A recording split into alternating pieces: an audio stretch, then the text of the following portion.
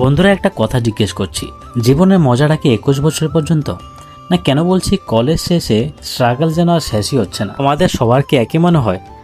এখন মনে হচ্ছে শৈশবটাই খুব ভালো ছিল, খুব মজার ছিল। এখন শুধু ঘুম থেকে ওঠা, রান্না করা, নিজের কাজ করা, আবার রান্না করা, খেয়ে দিয়ে ঘুমিয়ে পড়া, তাছাড়া আর কিছুই চলছে না লাইফে। তো আজকেও সেম রুটিন, সকালে উঠে রান্না করতে হবে। রান্না করার জন্য কিছু পাচ্ছিলাম না, দেখি একটা বাঁধাকপি পড়ে আছে।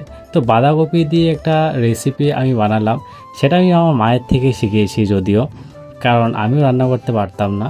তো আমার মার থেকে আমি দেখে দেখে শিখেছি এই রেসিপিটা। অ্যাকচুয়ালি আমরা এটাকে বাঁধাকপির শাক বলি। আমি জানি না তোমরা কারা এটাকে কি বলো।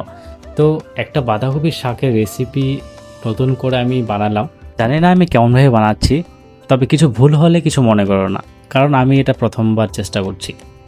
তো প্রথমে আমি বাঁধাকপিগুলো ভালো করে কেটে ধুয়ে নিলাম, আর এখানে আমি কয়েকটা আলু কেটে নিলাম। তার জন্য আলু আর বাঁধাকপিগুলোকে একটু সেদ্ধ হতে দিলাম নুন দিয়ে ভালো করে, কারণ সেদ্ধ না হলে পরে এগুলা খেতে ভালো লাগবে না।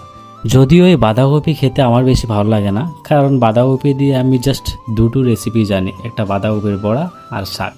তো বাঁধাকপির জন্য প্রথমে আমি একটু তেল দিলাম, তেলে শুকনো লঙ্কা আর পাঁচফোড়ন দিয়ে দিলাম।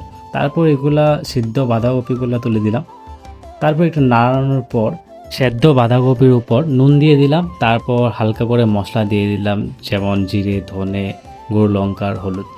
মশলা বলতে চারটে জিনিস তো মাস্ট, কারণ এই চারটে জিনিস ছাড়া কিছুই রান্না হয় না। তো তারপর ভালো করে একটু নাড়িয়ে নিলাম। নাড়ানোর পর শেষে একটু হালকা ঘি দিয়ে আমার আজকের এই রেসিপি কমপ্লিট করলাম।